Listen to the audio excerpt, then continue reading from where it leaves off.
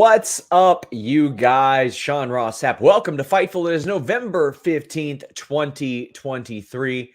We are here for your AEW Dynamite post-show review, but people are talking about a lot of signings, a lot of who could it be, who might it be. As we went on the air, we got news of another official signing.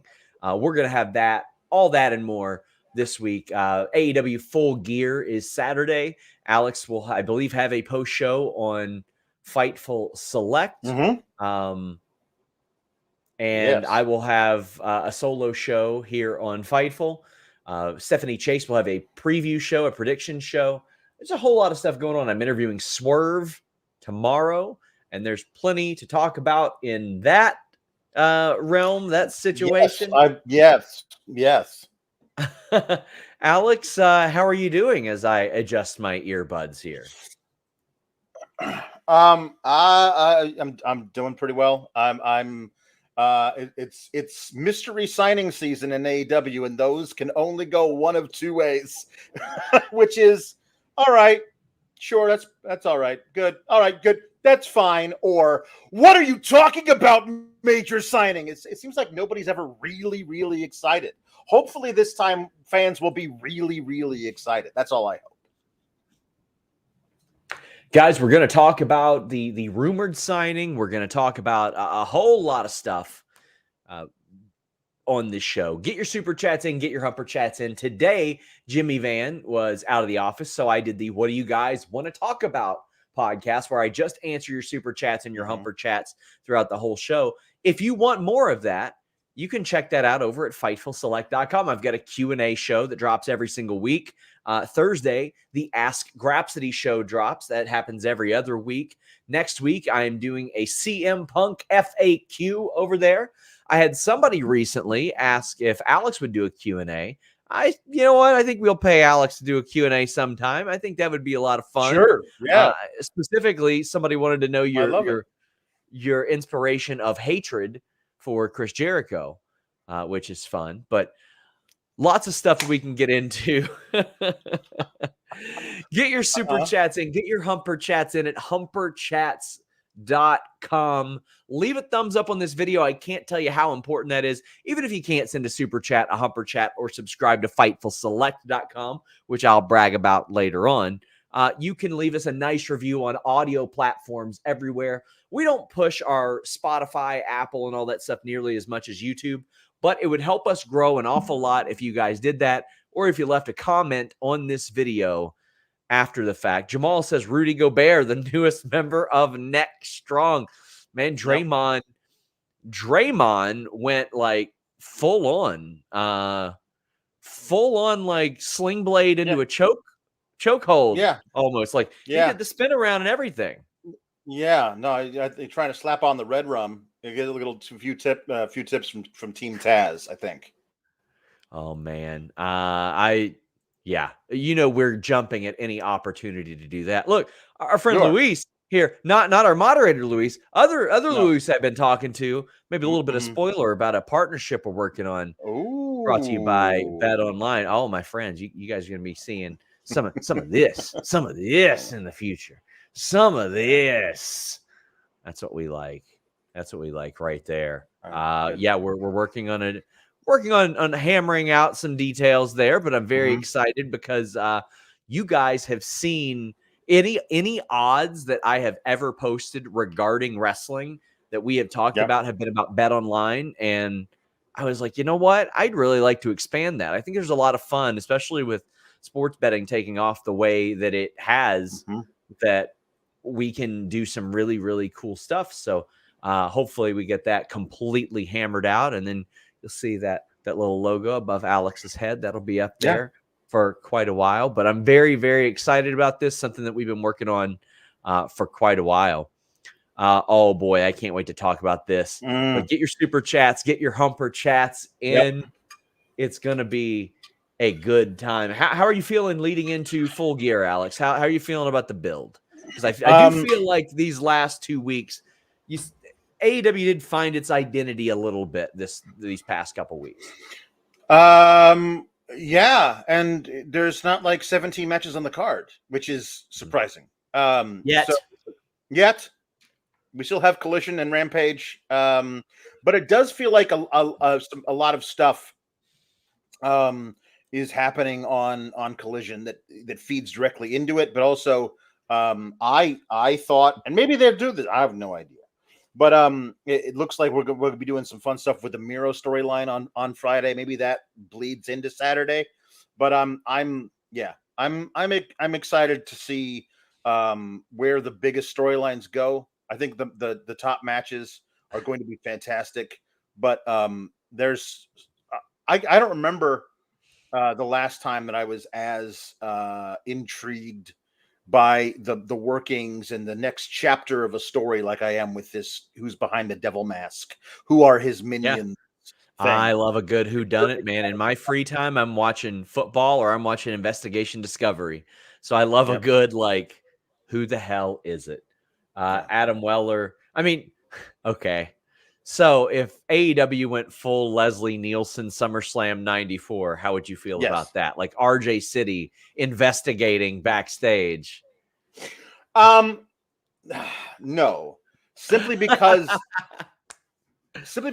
this particular storyline is involves the champion, involves some of the top names in there. Like, this is a serious storyline. The Undertaker.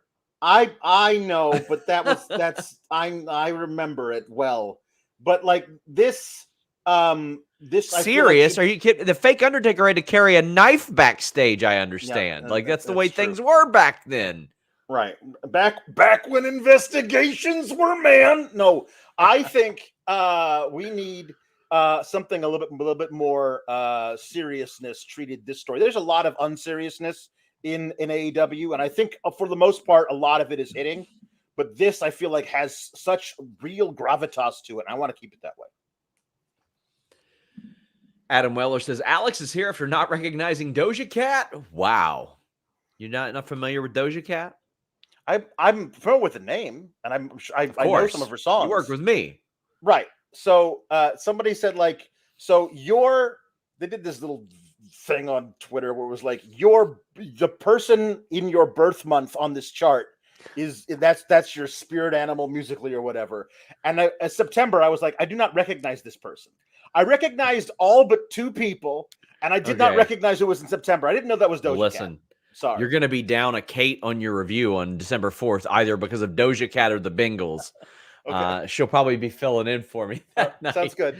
But Matthew Hook says AEW getting better, like the direction. Yeah, it has felt a lot more directional the last couple of weeks. Yeah. Speaking of, and we will approach the signing stuff either as we get super chats about it or as the segment occurs. But John Moxley and Wheeler Yuta defeated Orange Cassidy and Hook. We got Hook throwing out suplexes on everybody. Mm-hmm. Hook needs to be in the ring with people like John Moxley, where you see him and he's holding his own, because the crowd loves Hook. And we need to see Hook on TV in general more. Mm-hmm. But in there against a guy like John Moxley, I was like, this is fresh. This feels like... About halfway through the match, where Hook was in there, he'd been throwing Yuta all over the place, and Orange Cassidy couldn't get up, and he just turned around and there was John Moxley. I was like, this feels like an event. This feels like we're seeing Hook in the ring with a top dude opposite him, and it doesn't feel like we've seen that before. For some reason, just Moxley has this aura about him, and if you get in the ring and you're up there and because immediately he was like, whoop, suplex to you, and I was just like, he wasn't scared of him at all, and you could tell Mox respected that. But I'm also going to knock your teeth out. Like, there's a really great moment there in this match, and I'm looking forward to seeing more of it as Hook gets more and more experience and can be elevated to that position. Working with guys like Moxley is only going to help it. I thought that they played off of this really well. It played into the strengths of Hook, and also some of the things we don't see as much. Like, we don't necessarily see him sell as much, because usually he's whipping people's asses. Yep. And when you're in there with the Blackpool Combat Club, you're going to be doing some selling. But also, like, the suplexes, just heaving these guys around, like with seemingly effortless. Tom LaValle says hashtag send honk. And Yes. Orion Ben says worst beating Hook has gotten and pinned. Well, I mean, he isn't invincible. And Nope. to wasn't. me, Yep. if you're going to get pinned, Blackpool Combat Club is the right Yes. people to pin you. You know what I Right. mean? There's some learning. There's some growing there. And I mean, I wouldn't hate it if Blackpool Combat Club tried to recruit him down the line either. Sure. Yeah. I like, they're obviously starting to set up something with Wheeler, Yuta, and Hook, probably for the FTW title. So having Wheeler be the one to actually do it, but doing it after the paradigm shift, the Death Rider, that protects. He took Moxley's finisher and then got put into a pinning combination nobody kicks out of. That's good. But my favorite part of this whole thing is just Orange Cassidy running in and hitting Moxley with the orange punch, which he ate for breakfast. Like he just goes like that. That's some stuff, man. I love Moxley when he's on top, man. It's great.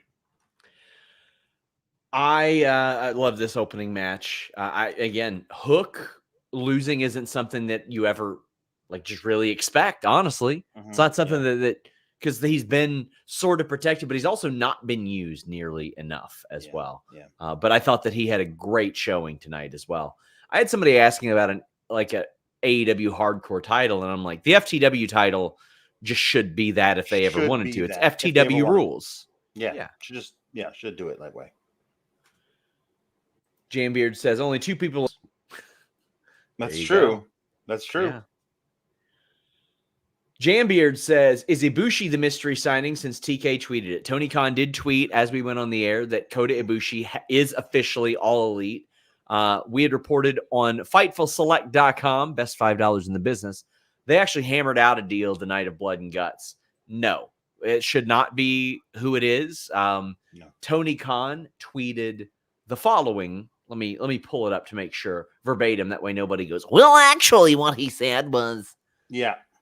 He said, and I quote earlier on, as soon as I find it, AEW has agreed to terms with one of the world's best wrestlers, a pro who is known and respected by virtually every AEW fan. They'll come to LA to sign their contract this Saturday, November 18th on pay-per-view at AEW Full Gear.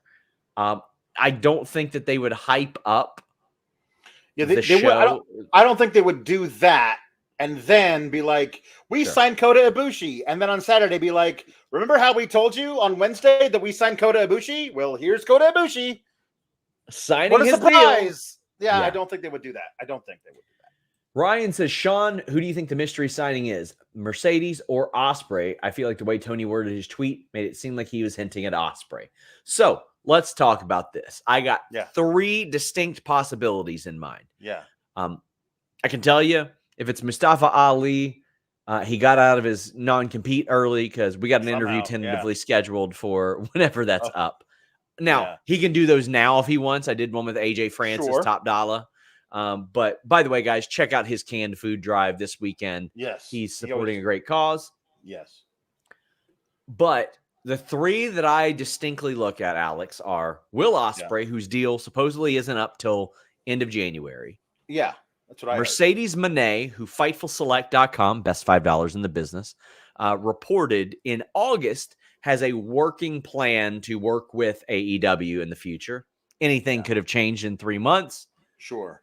And then Nakajima, who a lot of people have, rumored that he could be heading to AEW. And you know what? He has been outspoken about his willingness to go there, and AEW has spoken about their willingness to do it. And it does seem, like that would be the type of person that Tony would bring in and be like, yeah, well, widely respected. But then, a lot of the base here doesn't know, even though phenomenal wrestler.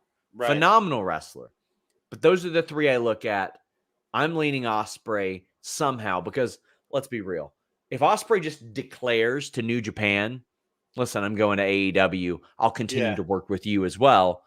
Right. They'll just say, well, the part of our partnership, whatever, you can announce it. There's Who are you nothing leaning towards? I mean, like here, I mean, I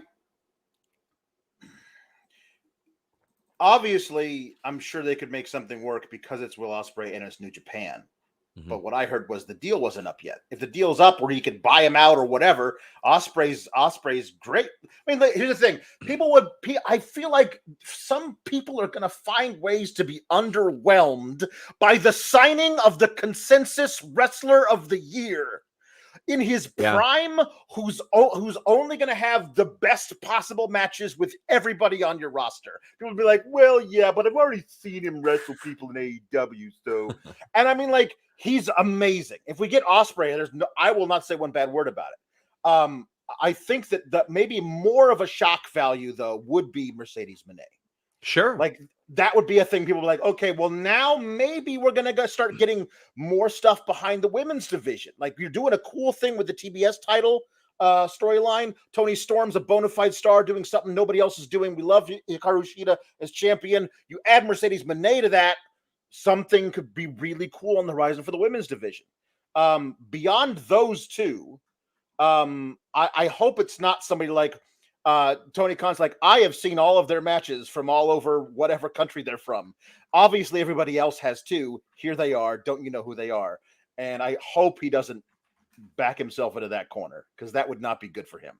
I think that, and somebody's saying Deonna Purrazzo, her deal isn't up until the end of December. I mean, there's always the opportunity they could buy somebody out, but yeah. I got an interview scheduled with Deonna next Saturday, so I hope. I would love for Deonna to be announced with AEW, because they ain't interviewing Bryan Danielson next weekend. That much I know. What about Julia? Other than Ospreay, is there any other major men's stars from New Japan that AEW could sign? Sure, but I mean that fit the hype. I mean, Tony's got to know at this point.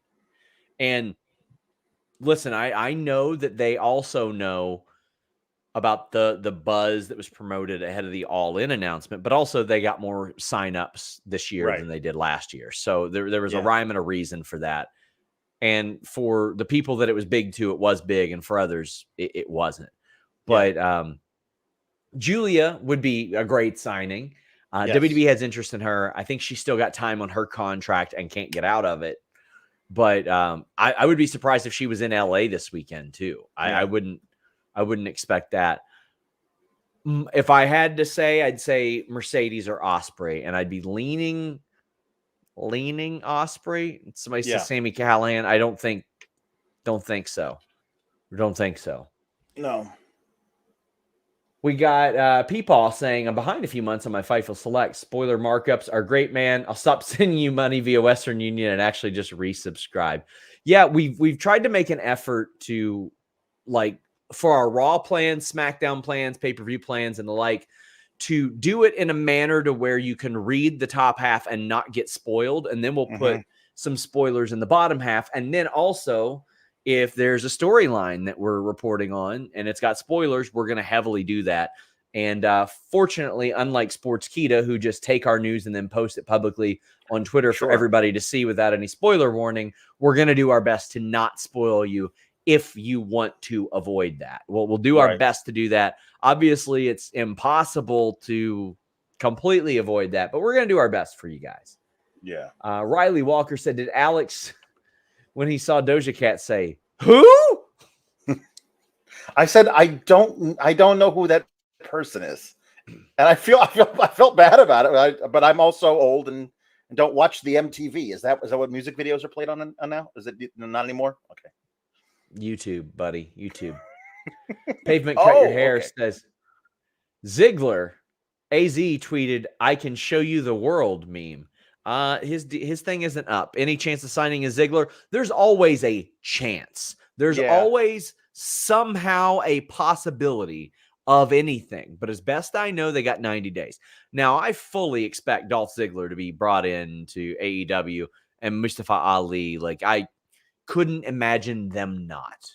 Yeah, them at least having interest in them. You know what I mean? Like those two beyond because Ziggler can do so much, And Mustafa Ali is just waiting for a chance to show that he's one of the best in the world.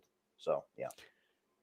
Got the Miedo promo calling out Daniel Garcia. I really like this off to the side storyline that Miedo and CJ Perry are doing, where CJ showed up. She was excited to see Miedo. Miro's like, no, I'm not doing anything with you. And then she's like, well, that's okay too, because Dennis Rodman told me that I should be a manager. So I'm going to be a manager, and I'm going to be a great manager. And she starts recruiting people. He's toxic. He's like, well, no, you're not doing that either. I'm just going to beat their asses.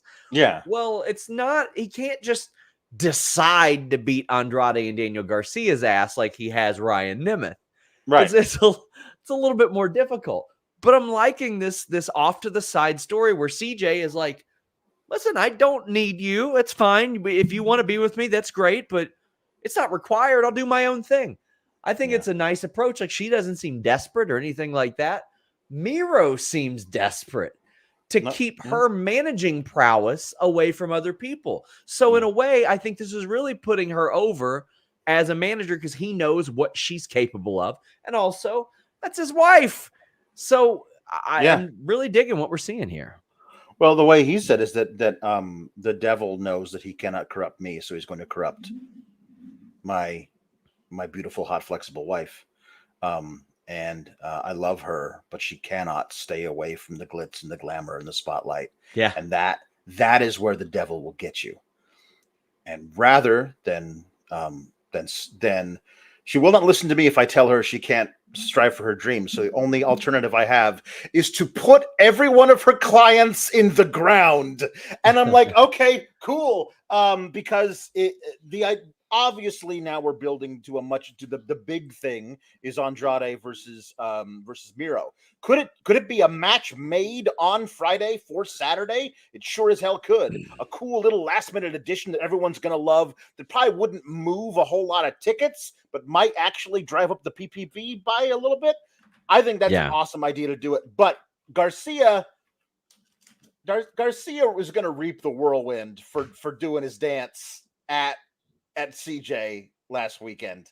That was his problem. Honestly, I think that Miedo would have let him slide, but he decided to do the dance at CJ, and you can't do the dance at another man's wife. You just can't. You just can't do it. Jambeard says, any chance it could be a WWE legend like Austin Rock or anything like that? I highly doubt that. Yes. It is not going to be The Rock. The Rock. No. If it were Austin and he said, you know what, I'm doing a few matches a year. Well, yeah, that would be enormous. That'd be huge. It'd be huge. And at which point I'd be trying to mend fences between CM Punk and AEW personally so I could finally get that match. The idea that they basically are trading in Sting for Steve Austin would be the craziest thing in the world. Like Sting came here, he did it 3 years. He's retiring. We're going to pay all of his money to Stone Cold for 3 years, and then we're going to trade up again. Fine, sure, why not? Does Austin own the Stone Cold trademark, or would he be stunning? That'd be great. Rock Hard Joel Wood said, if there was a gun to your head and you had to choose, who would you think Tony's signing? Osprey 51%, Mercedes 49%.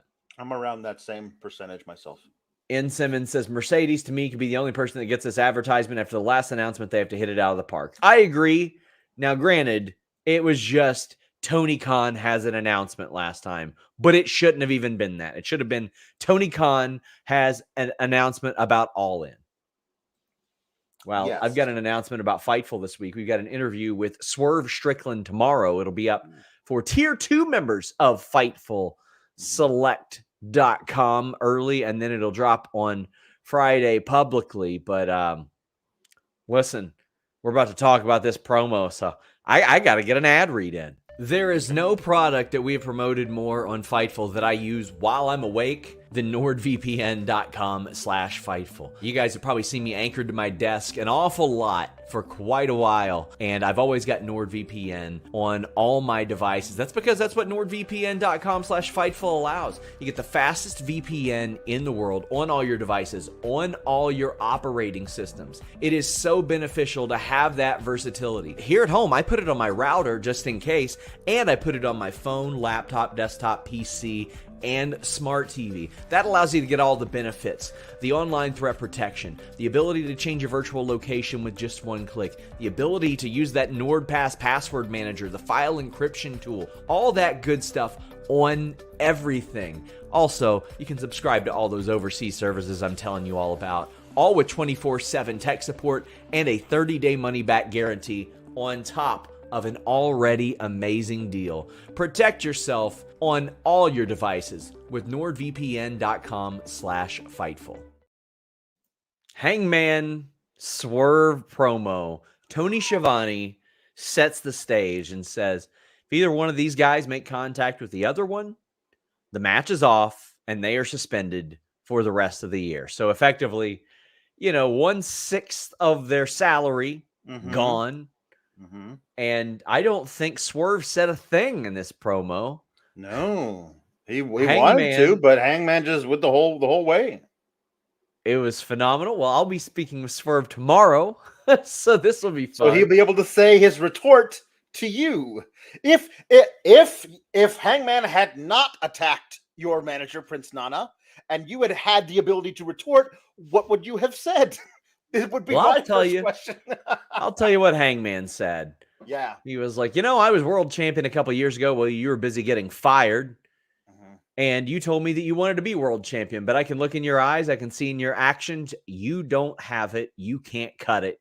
That's why your fiance left you and your kids don't talk to you. Yeah. Oh, now this is very reminiscent of Riddle and Rollins, yes, but which, perhaps is a little even more shocking, but it's a little bit different. Like that played out in the public eye. We very much knew what Riddle was doing because how could you not? How could you not? There are many people that don't know that Swerve was engaged, much less to another wrestler. And I had no idea that. And, that is something we'll talk about to his level of comfortability tomorrow. Mm-hmm. But he also, before we get into the Nana stuff, like those were some shocking lines that got dropped. Oh, yeah, them's fighting words. The point of Swerve coming at Hangman all those months ago and being like, you've gotten complacent. There's no fire. Where are you? You're just hanging on the Young Bucks coattails, just doing whatever. Not like, do you even want to be here, man? Where's the old Hangman? Where's the cowboy shit? And we got it. This was it. Like Swerve inadvertently lit such a fire under Hangman that Swerve might not survive their next match on Saturday. This is really great professional wrestling stuff. The personal attack there by Hangman just caught me for surprise because I did not know Swerve's real personal life. I really don't, unless I don't seek it out. So unless I come across it, I don't know about this stuff. And the Swerve just his face dropped. Like there was some real, if he knew that was coming, that was some amazing acting by Swerve. Like right there being able to time that perfectly. And if he didn't know it was coming, now it's on Saturday. So there's some really great stuff here, but I love the stuff with Nana the most, honestly. That was fantastic. So yeah, this was very much okay, I'm not going to break into your home. I'm not going to attack you, but I'm going to attack you type of thing. One LT photo says, I was going to say this is Hangman's best promo ever. It was fantastic.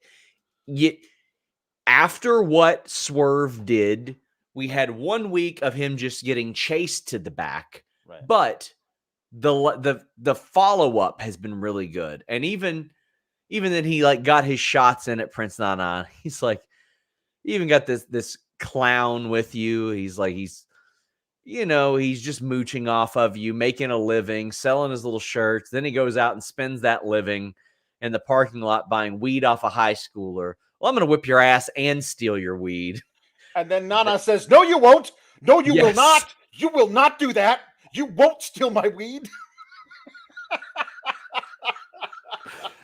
And Oh, that God, line, it's great. that line from Hangman was so appropriate for the audience too. Like, Yes. Yeah. that's a baby face thing. Somehow Yeah. stealing a heel's weed is monster baby face situation here. Oh, yeah. And then Hangman says, you know what? I can't beat your ass, but I can beat Prince Nana's ass. And he does. And there's nothing that Swerve wants to help, but he can't. And then you got to send in the security guys.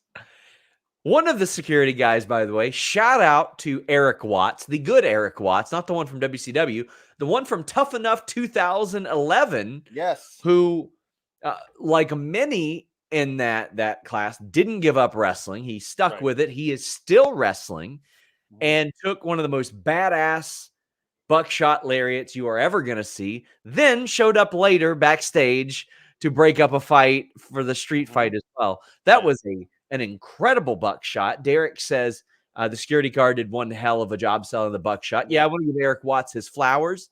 We learned on that Tough Enough show he was a very selfless guy, and this was a selfless sell right here. Yeah, I love this all, Alex.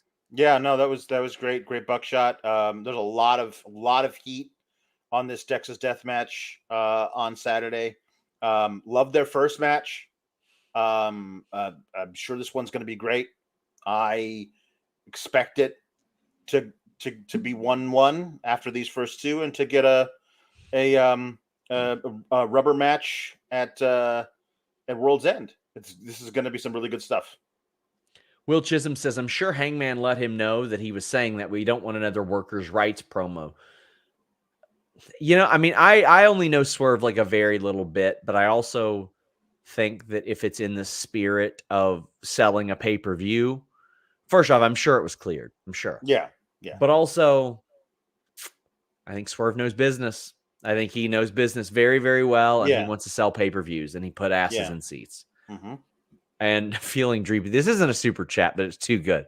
He didn't deny buying weed off of high schoolers. He was only mad that it would get stolen. Yeah. Oh, my God. This was so good. Yeah. We got more speculation about the signing. The viewer says, could Rhonda be the signing? She's working Revolver the 16th. Rocky Romero is supposed to speak with her that weekend, but I don't think it would be her based on the wording. I don't think. No, I don't. I don't. Hangman looked back and smiled while he beat Nana. Oh, it was so good. It was so good. So good. Yep. Jambeard says maybe the new signing is Dax Hardwood. And if you need help getting your wood hard, Blue Chew is right for you. Yeah, they did a graphic Roosh versus Dax Hardwood. And I said, if you don't want your hardwood to be in a rush. There you go. Yeah, that's nice. There you go. There you go. Jordan Scott says, hope we get Ali and Ziggler as surprises in the Continental Classic. Have them come in and just put on top class matches. Not happening. Their 90 days will not be out by the time that starts, but next year, I want them both in it. I want them both in it. Oh, yeah. And also, their 90 days will be up by at World's End. That might be a one of those things where we see maybe a double or triple signing where like you think, oh, that's it. We've seen the people who were surprise signings, and all of a sudden we get Adam Cole coming out or something like that, one of those days. Rock Hard Joel Wood says, given WWE had interest, I don't think Mercedes signing would hurt WWE as much given their additions to the women. But if Will signs, do you think that might change their stance on signing CM Punk? As of now, it is really hard for me to believe that AEW signing anybody would change WWE's stance on anybody else. WWE is putting asses in seats. They are getting huge rights fee increases, even if it's not double. WWE's on fire right now. Like, there's no other way to put it. Like, the viewership numbers aren't great on Mondays, but they're good on Fridays. They're good on Tuesdays. They just landed more money on Tuesdays. NXT is going to be profitable for like the first time, maybe ever, including the Performance Center. I would. It's hard for me to believe that anything would rattle WWE to be like, we got to make a big signing. We got to do that. Yep. And if they wanted to, they'd be like, Stone Cold, what do you got? What do you got left in you? One of those type of things. Yeah.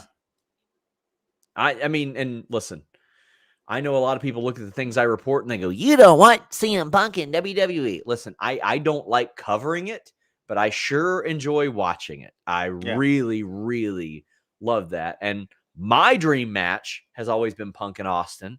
And if he goes to WWE, you put that on WrestleMania. There's your WrestleMania main event for one of the nights. Yeah. So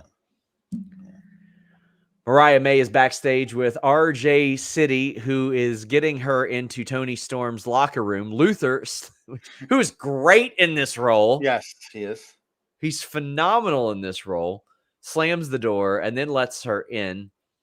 This is, I have smartened myself up, Alex. It is all about Eve. Yes, listen, as we called it in my day, Showgirls starring Elizabeth Berkley. Yes, that's what this story is. Mm-hmm. The understudy who's gonna, throw her down the stairs eventually. Yep. And Toni Storm, it is pretty nice to Mariah May. Mariah May introduces herself, and what I love is this isn't like a brand new character. Mariah May has her history in Stardom, and she even says as much. She goes, I just signed with AEW. I'm so excited to meet you. I came from Stardom just like you, and I love everything you do there. I thought this was a brilliant, brilliant adjustment and continuation of what we saw. Number one, the use of, as soon as the door opens, it switches to black and white with grainy film stock, and the sound of their voices changes. Like it's like coming through a tin can, and he opens it and then he shuts it. And so it goes black and white for a second and then back to color. And then he opens it again and they walk in and their voices are all different and everything. Toni Storm being like, I'm not signing autographs right now. And just because he thinks it's just a fan. And then this is tell that man Tony Khan to get me a tune-up match on Friday. She's doing such great work, and I love where I think this is headed. This could be a lot of fun. This is one of those deals where they've created a character in Toni Storm that is super over and does not need a title at all. And honestly, I think functions better if she's spiraling further and further. So like her losing this match to Hikaru Shida and then spiral, but you can easily keep all of this great stuff going without her being in a title picture. There's some really great stuff there. I think she is going to win, though. We'll see. Really? We'll see. Yeah, we'll make some quick predictions at the end of this show. I think we are working on getting a Collision SmackDown like co-show on Friday, by the way, guys. So make sure y'all tune in for that, because I'm sure they'll pull into stuff. Daily Comment says, the head of the studio, Mr. Khan. That was such a great line. That was so good. Yeah. And she said, I want a tune-up match on Friday. A tune-up match. One LT Photo wants Mariah to be Tony's understudy. That seems like the direction we are headed. Is RJ City helping Tony write all this stuff? He did. I don't know if it's still the case, but it's hard to believe he's not. Yeah. He tweeted that he is social lubricant. Yes. After this. Yeah. Matthew Hook says, Red Velvet looks great. Mariah May has been great too. A wonderful introduction. Yeah. Oh, Tony's tune-up match is against Emi Sakura. She should be livid about that. She should be livid. Yep. Tom LaValle says it was not Toni Storm's locker room. Perfect. That was good. How not she had that Toni Storm. Get away. And I'm not here. Terry Allen Jr. said plans for Thanksgiving. I am going to visit some family back home, and then Friday I'm flying to Charlotte, and then going to Winston-Salem for WrestleCade. Then I got the Bengals game that weekend. Very excited. Any plans for you, Alex? My in-laws are driving over. They live about an hour away, and we decided we don't want to make a turkey, so we are getting a la carte, meat Ooh. from a buffet place near us. We're just gonna get like giant turkey legs and then like a slab of white meat and be like, everybody pass it around. Man, listen, there's a fair really close to where I live, and I'm a fool every time I go there. I buy the big ass turkey leg. It's never that good, but I still buy it. I'm more of a ham guy, like a good Hawaiian ham. Ooh, I love one of those. It's one of my favorite things in the world to eat. Yeah, my Overcook it a little bit. My mother-in-law won't touch it, so we're not allowed to do that. I know. Damn. Yeah. We got Skye Blue defeating Red Velvet. This was a very fun match. The finish was incredibly bad and clunky, but what preceded it, I thought was good. And Red Velvet went from not being on TV for 9 months because she was injured to coming back and getting right in the mix. Like the use of her, even when she loses, I think is very good. And you can play it up as well. I mean, she picked up a really good win over Ruby Soho, which I love because of the Angelo Parker thing. And I love that story. If you're not seeing that unfold on Rampage Collision, it's very fun. He bought her flowers last week and spray painted them green. Yes. And you've got Daddy Magic and Saraya that are like actively working against this now. Oh, it's a sitcom storyline. It's great. Like these two do not want their friends to get together. It's very fun. Like I just envision. Do you remember that picture of that riot where there were just those two people kissing in the middle of the street while the riot was going on? Yes. That's what I want this to happen. I want them to eventually meet in the middle of the ring with a huge brawl. Yeah. And everybody cheers. But Skye Blue beats Red Velvet. The match was good. Red Velvet lost to Julia Hart, who is in the TBS title match. Lost to Skye Blue, who is in that. But in order to get here, she beat Ruby Soho this past week. So what you can say is, well, she earned her way into that, but you know what? She's still getting her feet underneath her. I would love for them to imply that, say that, because I think Red Velvet's doing really good. And she's sitting here getting this is awesome chance on AEW Dynamite.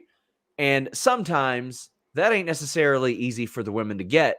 And it worked out really well. If you're getting this type of reaction for these two people, that is very promising, Alex. Yeah. Agreed. What'd you think? So what'd you think of the match and Skye Blue winning and being added to this? No, Skye, I mean, this was a kind of a foregone conclusion with the storyline they're doing. We knew Skye Blue was winning this match.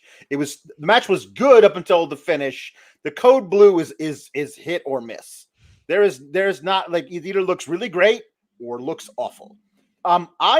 She did that cool, like, elevated full Nelson and flipped her over into a flatliner. That looked brutal and way better than the code blue. I think that should be her finisher. That was really cool. But I think Red Velvet has been great. And this Skye Blue Julia Hart versus Chris Statlander triple threat has a lot of really cool possibilities there. That, like, basically Julia Hart could activate Skye Blue as like a sleeper cell within the match and it becomes a 2-on-1. Or Skye is activated and lays down for Julia. There's some really cool stuff you can do there to protect Chris Statlander while putting a title on Julia Hart, who is insanely over right now. And I think you strike while the iron is hot with her. Eloquent says, "Where's Mike Santana?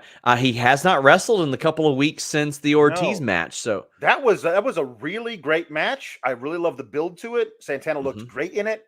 And it is weird to me that he hasn't ever appeared on TV since. Yeah, I'll work to find that out. Meat Norma says, "I'm smoking a ham this year. Turkey can F itself." I love a good, like, just a little bit overcooked ham. Oh, damn, I love it. A little crispy on top. Gotta love it. Yeah, love that stuff, man. Samoa Joe. Samoa Joe won, and let's just show you. Give me that shot.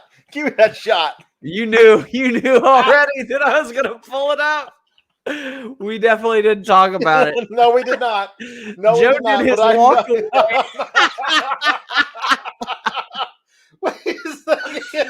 He complained. He was just like looking at the ref, Like, what is this guy doing? He's supposed to stand there. Isn't allowed? Oh, Jesus Christ. God, it's so good. John Man. Cruz, also known as Serpentico, for those of you who like the inside baseball, he's so good. He produces a lot for them too, but okay. like, damn. That was so funny. That was so funny. What'd you think of this? I mean, we got a couple of these people who are going to be involved in the Full Gear stuff. Samoa Joe, who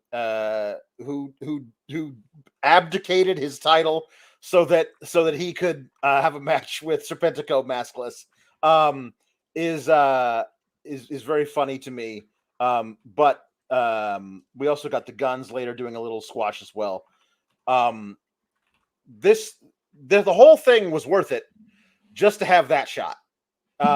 Because like I love the walk away spot that Samoa Joe does. It's never been funnier than that to me. Just the guy doing it, the best and one. Immediately being like, "Is this allowed?" and lands on his face. Like, it was just, it's so funny, so funny.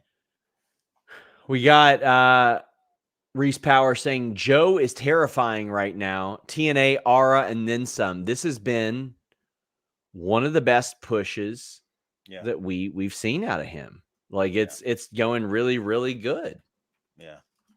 Yeah. Go ahead. Sorry. Samoa Joe's on a tear right now. It's one of those things where I'm like, I love Samoa Joe, and I'm all ready for somebody who needs the rub to be the guy to beat MJF. Somebody who will be made forever by that. But I cannot deny that this version of Samoa Joe being the AEW World Champion would be pretty cool, because he's just on a different level right now. Jambeard says this meme is now my favorite wrestling meme of all time. It's literally perfect. It's incredible. It's so incredible. So good. The Guns also won a squash match over Peter Avalon, Jacoby Watts. Man, they cut their promo as well. I'm actually excited to see how this all goes down. This is the biggest match that they've probably ever had on this pay-per-view against MJF and presumably Samoa Joe. Right. But I mean, the simple, like the easiest way to get from point A to point B. A point B is Samoa Joe versus MJF for the title. Is to have Samoa Joe, MJF to agree to have Samoa Joe in, like, Adam Cole to be like, please don't go in there by yourself. Yes, you have to choose Samoa Joe, and MJF does. And then Samoa Joe either walks away or actively costs him the titles, the tag team titles. And then that pisses off MJF enough that he grants the titles. And also, we don't have one guy carrying around a set of tag team titles in ROH. The Guns will be fine as the ROH tag team champions. Like, I think that's the easiest way to get there. Whether or not they do some swerves in there along the way, we'll see. But I think that's a fairly solid storyline to get us where we want to go. Jake Neal says, what's up with Danhausen? Is there legit heat? I'm sure that he is not keen on not being on TV after he was on TV saying, I'll be on TV next week. Yeah. All that stuff. So that's weird. Is Full Gear going to be in AMC theaters? They haven't been doing the theater thing lately. They've been doing like, I don't want to say Dave and Buster's, but, establishments such as that. Yeah. Bizarro Big L says, New Age Spirit Squad with Obsessed Pretty Boys as a bizarro idea. Nemeth Brothers, Peter Avalon, and the Outrunners. Oh, this is terrible, this idea. Like, in a way that I'm sure they would do. You know what I mean? Yuta versus Hook would slap so hard they need an FTW match. Yuta has grown immensely. You only need to watch the Mox matches to see him grow. That is absolutely true. So true. I cannot get this New Age Spirit Squad out of my head. Now this seems like something ridiculous they would do. Yeah. But the Young Bucks, it's very clear they're doing something. They got into a bit of a fight backstage with Omega and Jericho. And things are a-changing for them. First off, they had a hamper of a match against Penta and Komander. Holy shit. This, Honestly, this was like them being like, everybody going, Komander, let's do all your cool shit, buddy. Yeah. Run off of Penta's shoulders, hit them both with a DDT. Yeah. Flip everywhere you can. Do a shooting star press, land on your feet, and then Yep. Matt will suplex you. Like, Yep. this was a big highlight on Komander.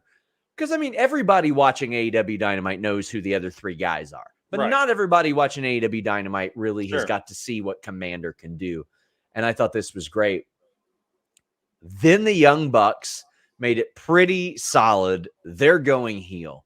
Yeah, Dick Jones. kicks. Yambag Dick kicks. Yambag, yeah. And to me, the Young Bucks are always at their best when they are obnoxious and they play off of every common online criticism of them. And a lot of people are going to get fake mad and be like, oh, look at them.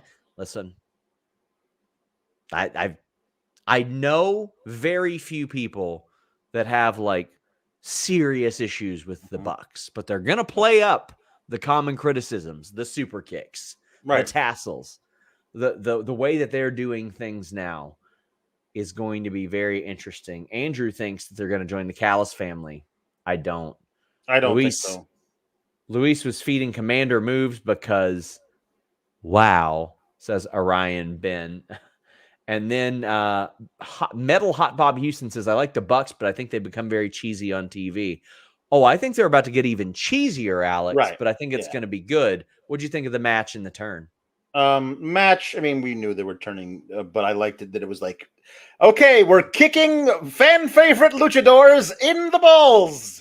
Yes, we are heels now. They should walk around with a sign over their head and neon lights with pointing to them. We're heels now. They're overdoing it because that's what they do. But it is very funny to me because they backstage they have their thing where like, listen, Kenny, it's not too late. I mean, like, let's just let us kick Jericho's ass. Why don't you help us kick Jericho's ass? Jericho, I hate Jericho. They're like, I hate Jericho. I'm like, yes, I know. You can't turn heel to me because you saying bad things about Jericho means you're a babyface to me. But the little brawl backstage, Reservoir Dad, Chris Jericho coming in to like, hey kids, what is past your bedtime? Whatever he said.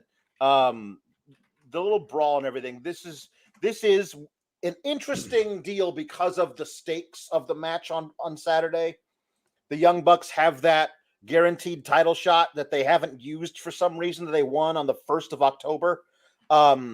And if they lose, it goes to Kenny and Jericho. But if Kenny and Jericho lose, they can never team together again. It does feel like one of those things is more likely to transpire than the other. But I do like that there is something very concrete on the line for both teams. Yeah, there certainly is. And it's going to be a great match. I'm really excited for that. And I'm excited for the elements of this turn.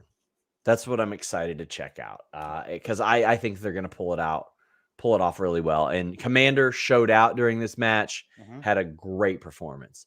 Yeah. Meet Normus says it's Bucks versus Penta Komander. It was a spot foo hoot of a time till Matt and Nick went for Yambag Jones. Shameful. Danhausen is the devil. PTW. I love the term that Righteous Reg of Grapsody. Spot foo is the perfect. Yep. Perfect explanation. Meet Normus says Virginia Tech beat the Fighting Camels tonight. Did Fightful buy a college? I thought we were the Fighting Camels.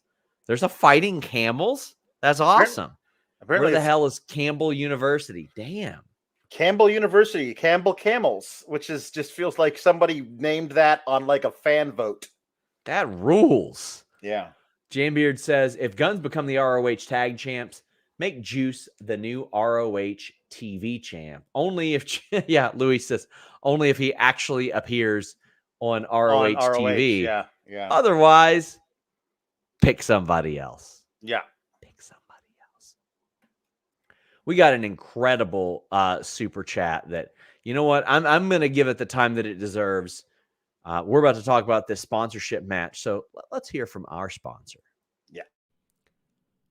fitbod.me/ppv. You want to check this out. This is going to take your workouts to a new level. Daily workouts, goal and experience settings, muscle recovery, the ability to connect to all your devices. They have timed intervals, circuits and supersets, equipment selection. This stuff has helped me out a lot as I'm trying to get in the best shape of my life. And the thing I like about it, when I travel, it is so useful.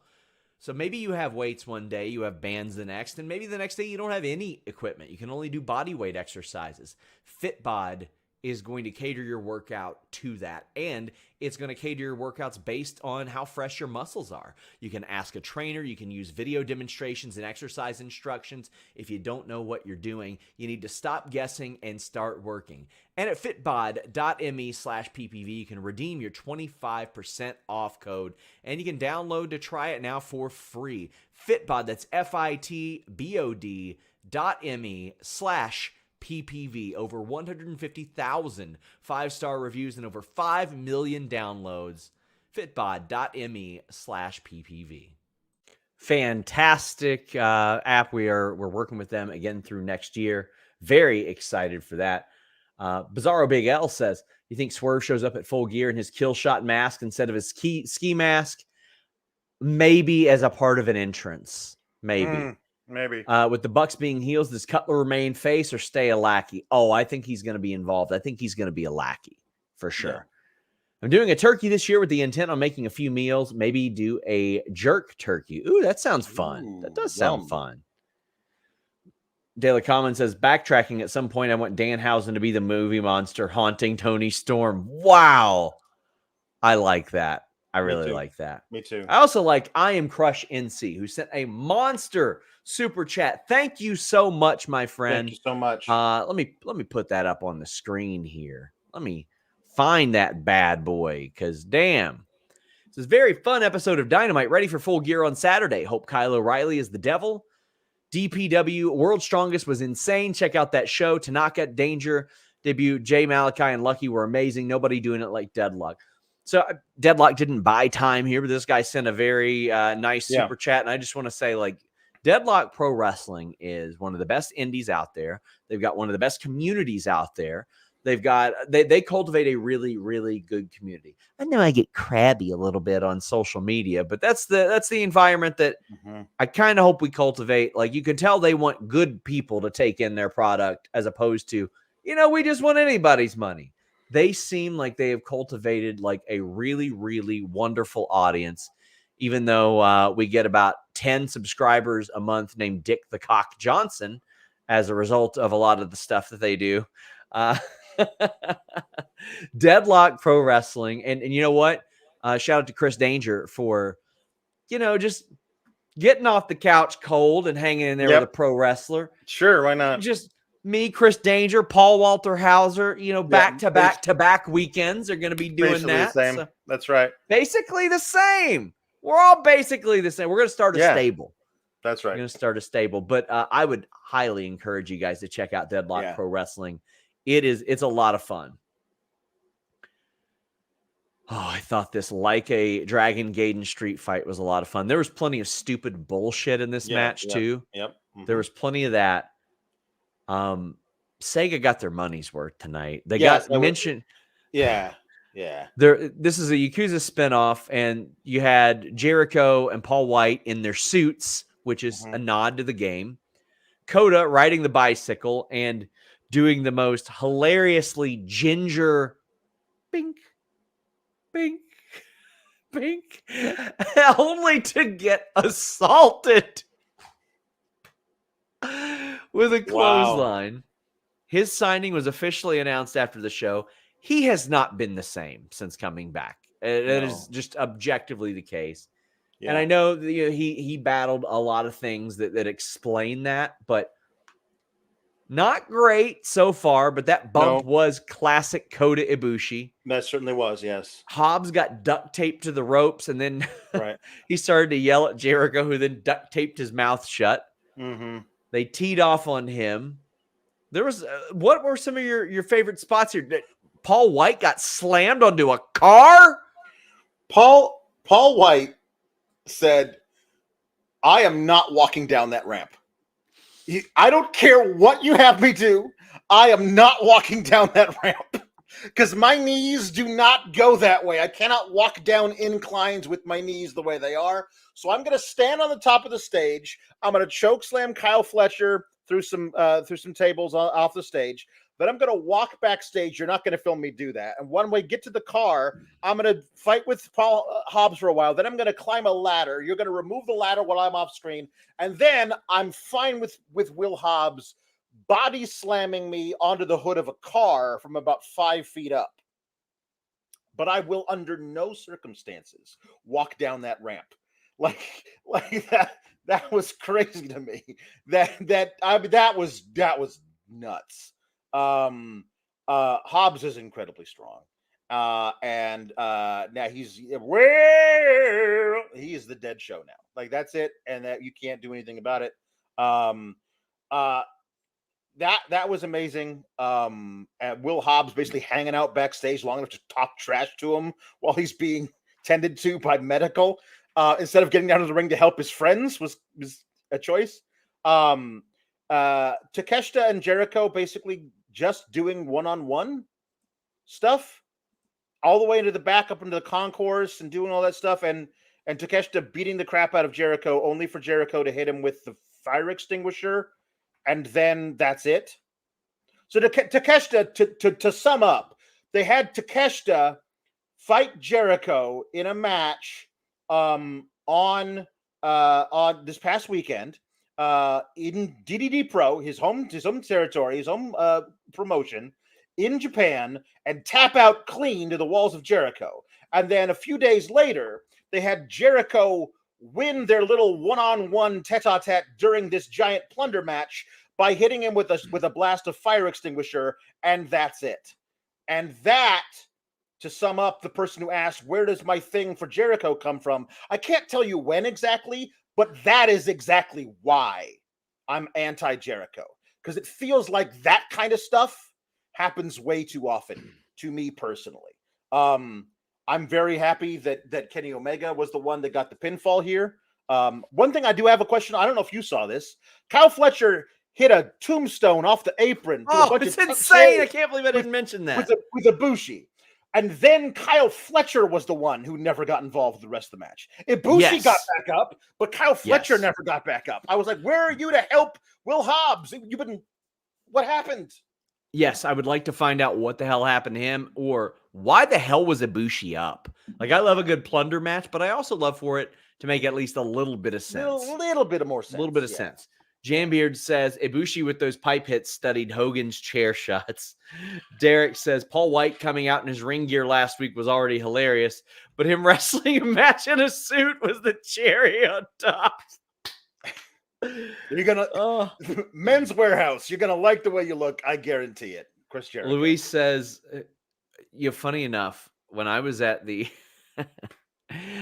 Cody Rhodes red carpet, right? Yeah. I get to Atlanta and I realize, shit, I forgot my suit jacket. Oh no. I go to the Men's Warehouse, and there have probably been less than 10 times that I've been just recognized outside of a wrestling setting. Yeah? And I go into Men's Warehouse, and this guy starts dropping wrestling references, and I'm like, what's going on here? And then he mentions, he's like, oh, are you here to interview Cody? And I was like, yeah, I am. How do you know that? And then he name dropped Effie. He said that he measured Effie for the suit. I went, you're in the shit, brother. Like, you're deep in if you know Effie. Yeah. And that was at a Men's Warehouse. That's my story. Cool. That's nice. And right next to a Best Buy where I had to buy the cheapest, shittiest microphone because mine didn't work. Oh, no. Luis says, I thought Ibushi was washed, but then he ate the tombstone. I realized he may be back. I don't think he's ever going to fully be back. I hope so, but the bump he took off the bike and the bump he took through the chairs means that part of Ibushi is back. Maybe he won't be fully back, but that part of him, yeah, absolutely, sure. My neck, it's jelly. I'm cool. Let's just do this. That guy, he's back. Meet Norma says Hobbs may want to lay low for a bit. He may be wanted for attempted murder. Kind of want a Hobbs, Brian Cage, meaty tag team. No, listen, I they have honey dicked us on big meaty tag teams too many times. Yeah. Big Bill and Brian Cage were Were great. They were great. Great. And could have been really, really good. And based on what I see, Brian Cage would be more useful alongside Big Bill with Ricky Starks than he is with Swerve right now. Yeah. You can only have so much meat in one embassy. Damn That's it. true. Yeah. Jambeard says, all this Jericho hate by Alex now makes me want him for a one-on-one Iron Man tag match of Jericho Jarrett versus Miz and Dominic Mysterio. Ah. Why would you wish that on all three of those people who aren't the Miz? Jordan Scott says, I'm over Jericho. Theme has gotten old. He has no real impact in the match. Rest of the street fight was pretty fun. Hobbs murdered PW, Paul Wight. Cage suplex to Kenny outside was insane. That was good too. We didn't even get to that spot. The table. Yeah. Oh my God. The inside out suplex, the outside in suplex, what? Inside out. That was amazing. That was amazing. Oh, and the tombstone was wild. It was insanity. I'll tell you what else is insanity. All this talk we've heard about NWA and NXT on CW.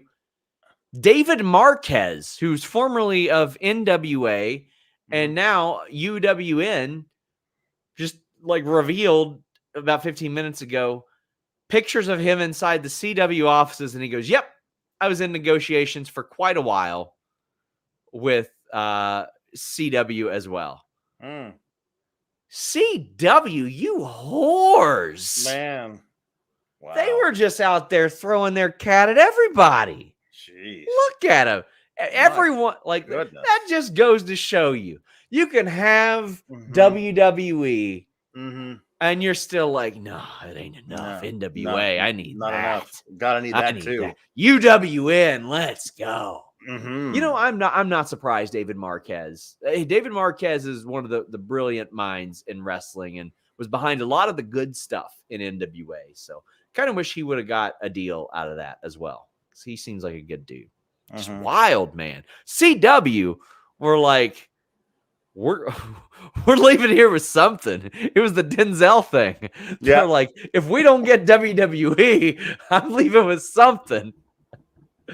We got Wrestling Society X reruns laying around here anywhere. What happened to the Wrestling Retribution Project? Yeah, what happened to that?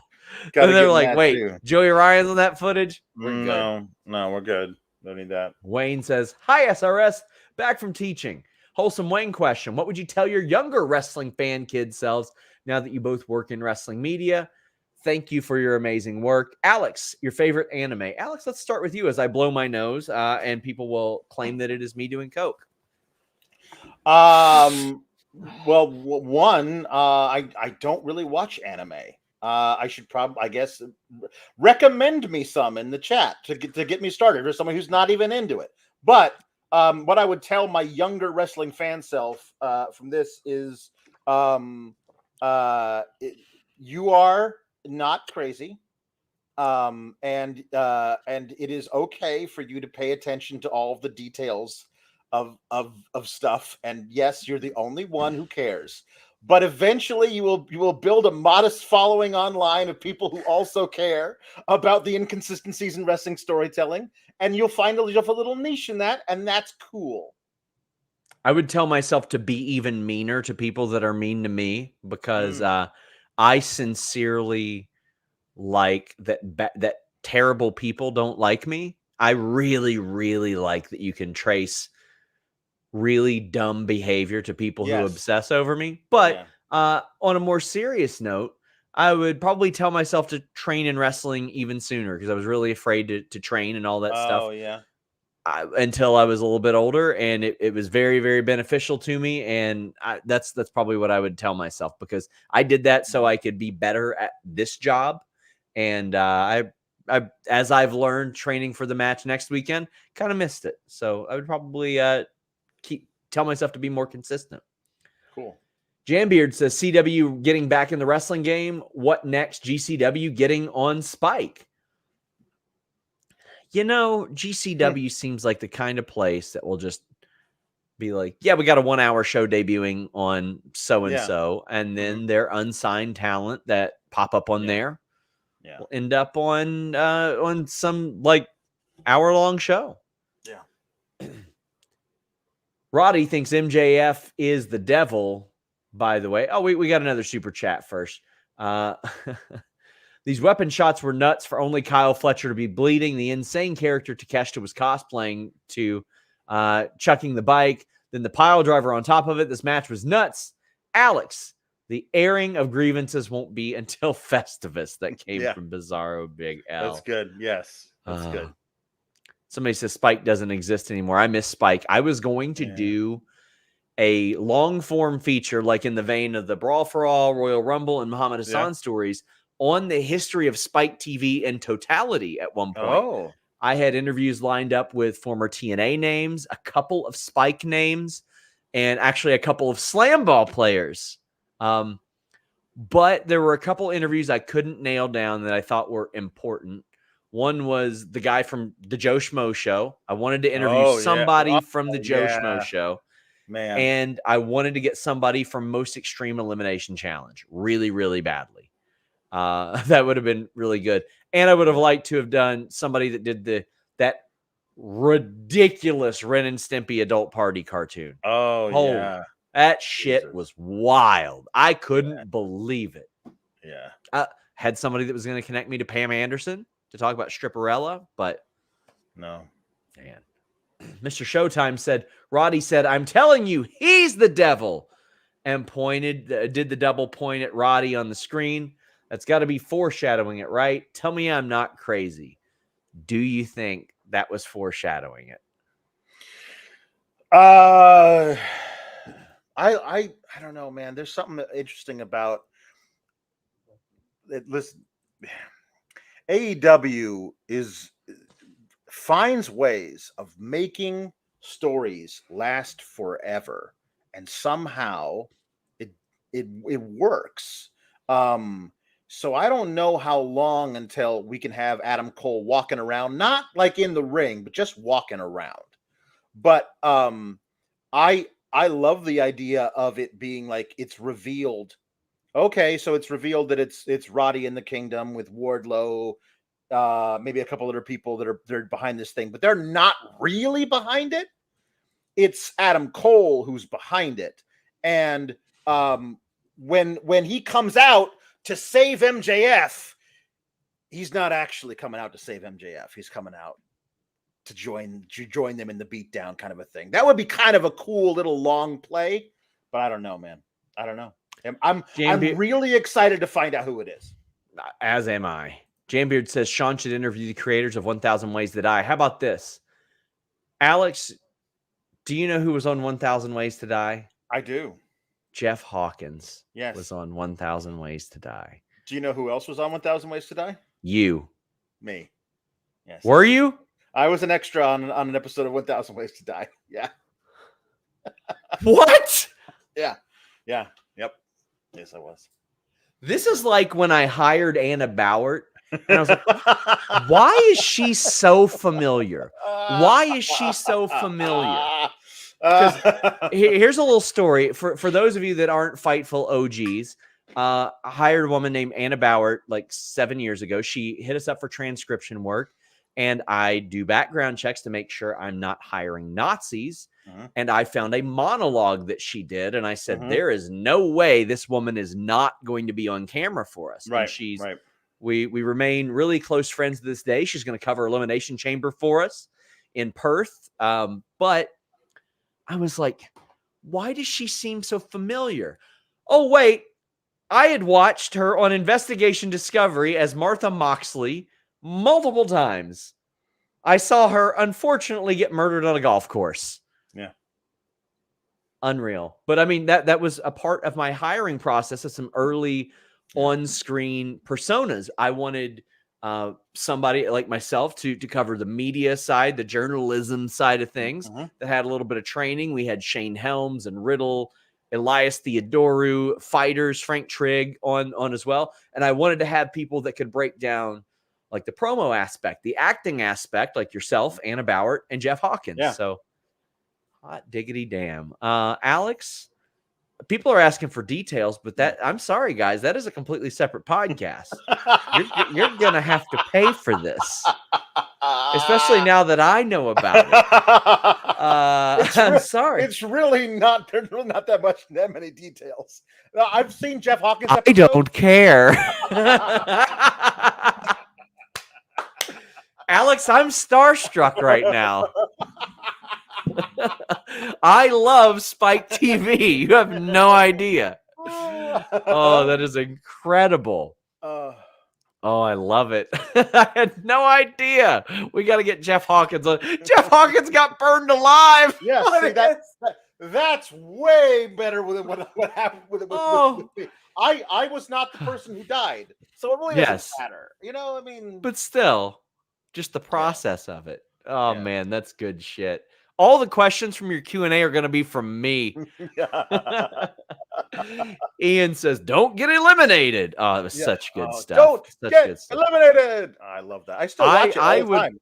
It's like on Tubi and Pluto TV and all this. You can watch the MXC everywhere. I love it. I am going to do some watch-alongs on Select eventually of stuff like that. Marcus Ryan said, "Did you find it interesting that the Devil appeared after the Wardlow promo?"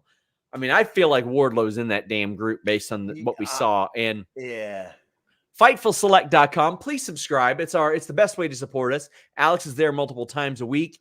And we had a great report today on Fightful Select that, as far as we're told, the people under the masks are being portrayed by the people that are supposed to be revealed as them as of now. So it's not going to be a retribution thing where we had a 5'1" dude screaming at the camera and then it turned out to be it was specifically told to me it is the anti-retribution. Nice.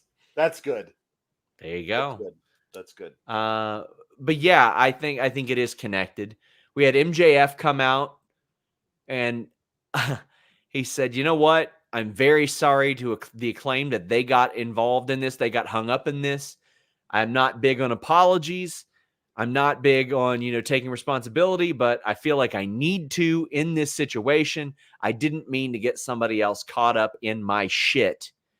And then he gets himself caught up in his shit because Bullet Club Gold come out and attack. I kind of, based on what we saw, I feel like maybe the Hangman Swerve thing could have been switched. This did not feel. I thought the reason we were getting this last is because we were going to get a major development in the Devil story. Sure. I thought the Devil was going to, the guys in the Devil mask were going to come out and beat up MJF, proving that it's not him who's behind it. We don't know who they are, but it's not MJF because they're beating up MJF. And Jay White could be standing there like, well, okay, this is interesting now. But there was nothing. There was just Samoa Joe backstage watching MJF get his ass kicked. It didn't feel like there was enough of a big story moment to make this the main event, other than what we saw with Swerve and Hangman being worthy, or just having the finish of the Plunder match being the main event. It was interesting. Yeah. Now they do have Collision going up against SmackDown. Probably going to be an increase in viewership for them over Saturday nights. Going up against SmackDown, the most watched wrestling show, is less competition than going up against football. So we will have some more there. We have a 9-match card on Saturday. We are going to make our quick predictions. MJF and TBA versus the Guns. I think it'll be Joe, and I think MJF and Joe win. You said earlier on it would make sense if the Guns won.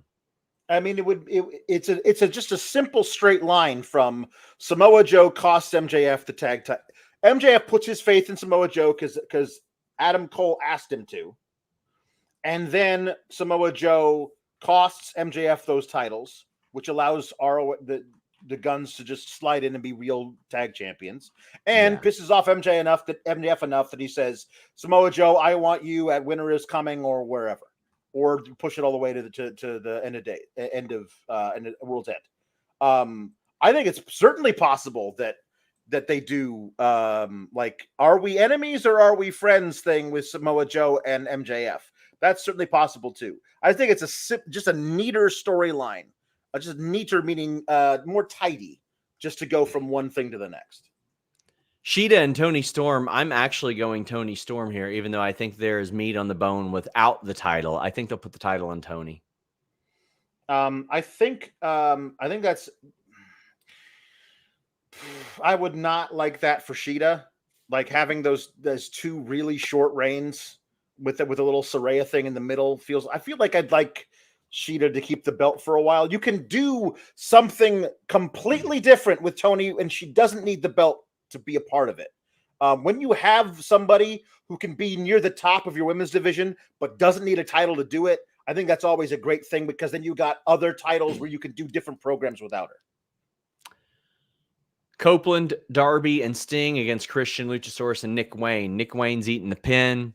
Sting, Copeland, and Darby are winning this match. Yeah, no possible way that doesn't happen. Orange Unless Cassidy. Somehow Adam Copeland turns during the match and joins Christian. The patriarchy. Yeah. Orange Cassidy and John Moxley. I think they're going to correct course and go back to John Moxley. Phoenix, nor Cassidy were supposed to be international champion. Yeah. I like the idea of Moxley beating Orange Cassidy and it becoming Cassidy's white whale. Like, he has to conquer John Moxley, and maybe it takes him a year to beat him. Maybe Moxley's not even the international champion anymore, but Orange Cassidy has to beat John Moxley. Like, make that his overarching story. I think it'd be great. We got Hangman against Swerve. How are you seeing this one?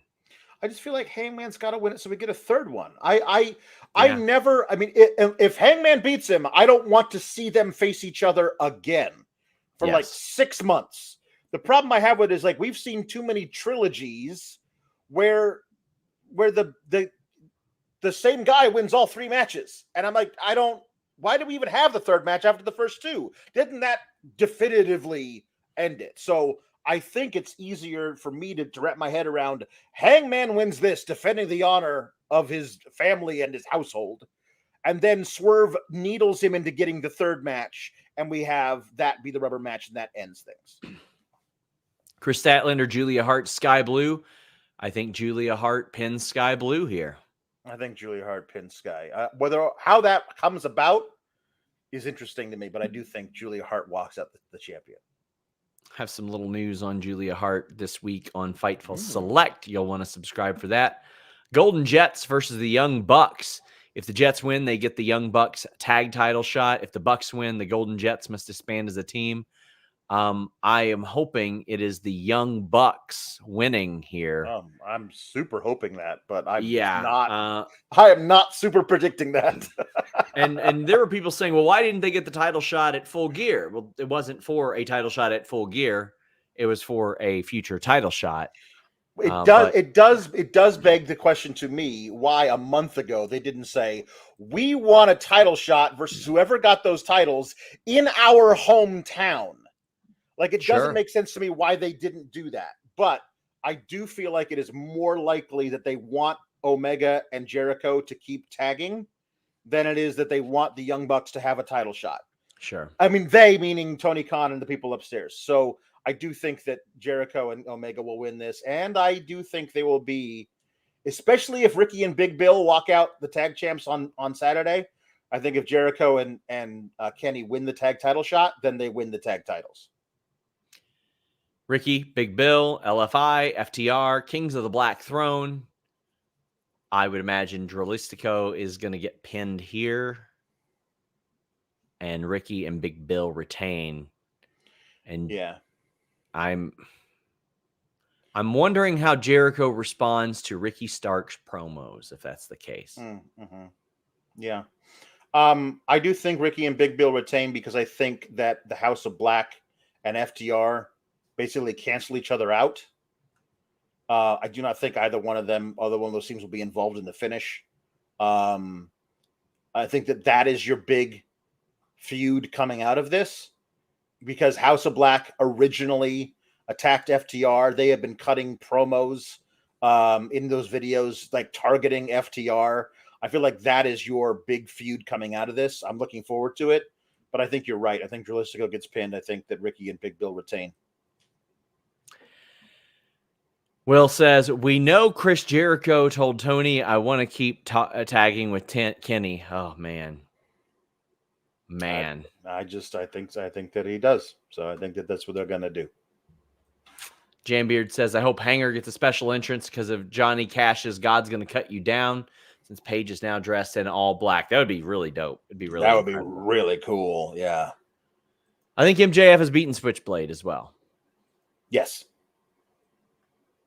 They've done so much to like make sure that Switchblade is standing tall after all these segments. MJF's the babyface is going to overcome the odds. They'll make that work. Let the people know where they can find you, Alex. You can find me on the Twitter X at Alex Sourgraps on FIFA Select, reviewing Raw on Mondays with Kate, most Mondays, because whatever. Then Tuesdays on this channel with Kate doing NXT. Friday this week, I'm going to somehow watch both Collision and SmackDown. Got my TV up here that I mounted the other day. Got my monitor here. I want to watch SmackDown on the little one, Collision over here on the big one. And then after that is over, tune in to watch me do a watch along of Rampage while simultaneously reviewing both SmackDown and Collision. I don't know how it's going to work, but we're going to make it work. Guys, thank you. And also the full gear post show on Yes. FIFA Select. We're going to do that as well. So like all kinds of sour gratitude this week. We got preview shows here on FIFA Select this weekend, Q&As, all that good stuff. Stephanie Chase will be here live with the prediction show Friday. Until next time, guys, we're out.